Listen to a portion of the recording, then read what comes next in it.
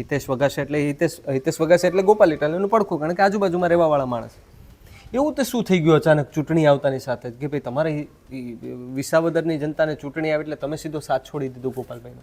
ના, ચૂંટણી આવતાની સાથે થઈ ગયું એવી વાત નથી ભાવિકભાઈ. વાત બહુ પાછળની છે, ફ્લેશબેકમાં જવું પડે. કોઈ ઘટના છે એ અચાનક નથી ઘટતી. મન છે કે વિચાર છે એ અચાનક પરિવર્તિત નથી થતા. તો આના માટે આપણે થોડું ફ્લેશબેકમાં જશું કે 2021માં મેં પાર્ટી જોઈન્ટ કરી, ત્યારથી દિવસ રાત સતત પાર્ટી માટે મહેનત કરેલી અને પાર્ટીને વિસાવદર વિધાનસભા ક્ષેત્રમાં ઉપર લાવવામાં અને અહીંયા ઊભી કરવામાં એમ કહીએ તો મેઇન હાથ અથવા તો સિંહ ફાળો મારો હતો. ત્યારબાદ 2022ની વિધાનસભાની ચૂંટણી આવતા કેકની કેક મને એવું લાગ્યું કે ભાઈ અમુક લોકો પોતાના આર્થિક લાભ માટે પાર્ટીને ગુમરાહ કરી રહ્યા છે. 2-5 લોકો પોતાના પર્સનલ કેરિયર બનાવવા માટે નીકળી પડ્યા છે. એમને અને જનતાના મુદ્દાને કંઈ છે નહીં.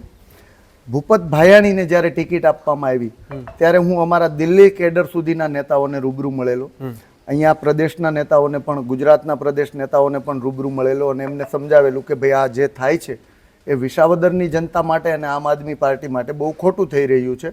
આ માણસ આપણી સાથે નહીં ટકે. પરંતુ અમુક લોકોને ત્યારે એવું લાગતું કે આમાં આપણો આર્થિક લાભ છે એટલે ફરજિયાત પ્રમાણે એ ટિકિટ આપી. અને આવું અહીંયા નહીં પરંતુ ગુજરાતમાં ઘણી જગ્યાઓએ આવું બનેલું. અને ગુજરાતમાં તમે વિચાર કરજો કે જે લોકો આમ આદમી પાર્ટી સાથે વરાયેલા હતા એમને સાઇડલાઇન કરી અને બહારના આયાતી ભાજપ કોંગ્રેસવાળા લોકોને છેલ્લા એન્ડ ટાઈમે ટિકિટો આપી દેવામાં આવી. અને આ માત્ર અને માત્ર આર્થિક લાભ માટે થયેલી વસ્તુ હતી. ત્યાર પછીની ઘટના છે કે ભૂપતભાઈ ભાયાણી આમ આદમી પાર્ટીમાં જ્યારે ચૂંટાણા ત્યારે પણ અમે ખભે ખભો મિલાવી એમની સાથે કામ કરેલું.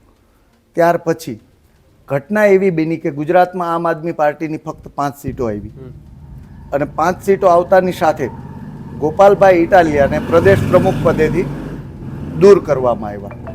તો હવે જનતાને હું પૂછવા માગું છું કે જો એમણે કંઈ ખોટું નહોતું કર્યું, કાંઈ નહોતું કર્યું અને વ્યવસ્થિત રીતે હતું, પાર્ટી બધી સારી રીતે ચાલતી હતી, તો શું કામ એમને પ્રમુખ પદેથી હટાવવામાં આવ્યા? કારણ કે આ વાત ઉપર સુધી પહોંચેલી કે ભાઈ કંઈક ખોટું થયું છે એટલે જ એમને પ્રમુખ પદેથી દૂર કરવામાં આવ્યા. મિત્રો, આવા જ વિડીયો અને શોર્ટ્સ જોવા માટે આજે જ અમારી ન્યૂઝ રૂમ યુટ્યુબ ચેનલને સબસ્ક્રાઇબ કરો.